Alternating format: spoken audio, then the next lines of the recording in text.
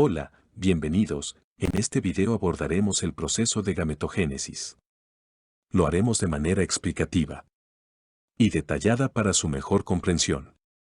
Empecemos. La gametogénesis es el proceso por el cual se forman las células sexuales o gametos. Así si se trata de formación de espermatozoides.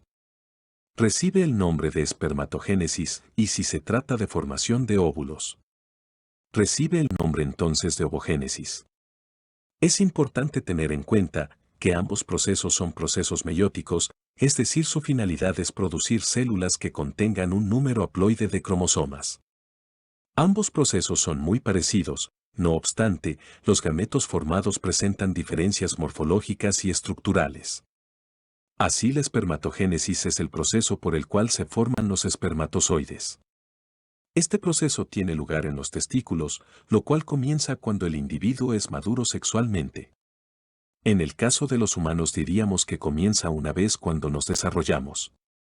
¿Qué es una manera de decir que somos sexualmente maduros? El proceso de espermatogénesis presenta 4 etapas que en su orden son multiplicación, crecimiento, maduración y diferenciación o espermatogénesis. En la etapa de multiplicación las células germinales, por mitosis dan lugar a la formación de 2 células que reciben el nombre de espermatogonias. En la etapa de crecimiento, las espermatogonias aumentan su tamaño y se transforman en células llamadas espermatocitos primarios. Este crecimiento se debe principalmente al aumento de su citoplasma. En la etapa de maduración tienen lugar la primera y la segunda división meiótica. Así los espermatocitos primarios entran en meiosis y, dando lugar a la formación de 2 espermatocitos secundarios. Posteriormente estos experimentan una segunda división meiótica, la cual no es precedida por interfase alguna. Así dan lugar a la formación de 4 células llamadas espermátidas. En la etapa de diferenciación o espermiogénesis. Suceden los siguientes eventos: las espermátidas pierden parte del citoplasma, el núcleo se condensa en una cabeza y se desarrolla un flagelo que le permite al espermatozoide desplazarse. De esta forma se originan 4 gametos masculinos o espermatozoides. Es importante distinguir que en el proceso encontramos células diploides o con su juego completo de cromosomas y células haploides con la mitad de dicho juego. Así tenemos que las células germinales son células diploides, que para el caso de los humanos serían de 46 cromosomas, también son diploides, las espermatogonias y los espermatocitos primarios. Las células haploides que encontramos en el proceso son los espermatocitos secundarios, las espermátidas y los espermatozoides. Ahora estudiemos detalladamente el proceso de ovogénesis. La ovogénesis es el proceso mediante el cual se forman los óvulos, lo cual tiene lugar en los ovarios. De esta forma cada ovocito primario dará lugar a la formación de un gameto femenino con función reproductiva.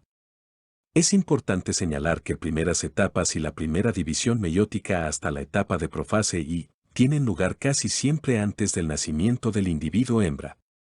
Las demás etapas suceden cuando el organismo es maduro sexualmente.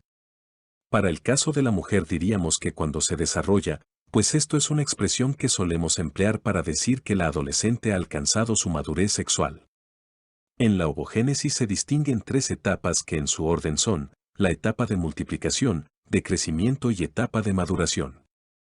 Durante la etapa de multiplicación las células germinales llamadas ovogonias aumentan su número por mitosis. Es decir, dan lugar a la formación de 2 ovogonias.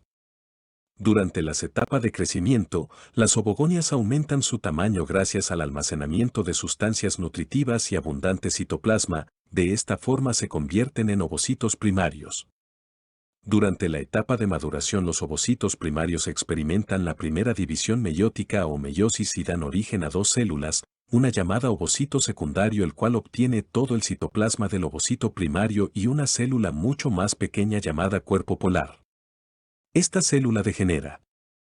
Ahora el ovocito secundario experimenta meiosis 2 y da origen a una célula grande llamada ovótide y otra célula que es un segundo cuerpo polar, mientras que el primer cuerpo polar genera 2 cuerpos polares más. La ovótide sufre algunos cambios internos y se convierte en óvulo, el cual es una célula funcional para el proceso de fecundación. Por otra parte, los tres cuerpos polares surgidos degeneran. Por tanto, no son células funcionales para la fecundación. Es importante distinguir que en el proceso encontramos células diploides o con su juego completo de cromosomas y células haploides con la mitad de dicho juego. Así tenemos que las ovogonias son células diploides, que para el caso de los humanos serían de 46 cromosomas, también son diploides, los ovocitos primarios. Las células haploides que encontramos en el proceso son los ovocitos secundarios, los cuerpos polares, la ovótide y el óvulo. Finalmente, gracias por vuestra atención y la invitación a suscribirte para ser parte de este proyecto.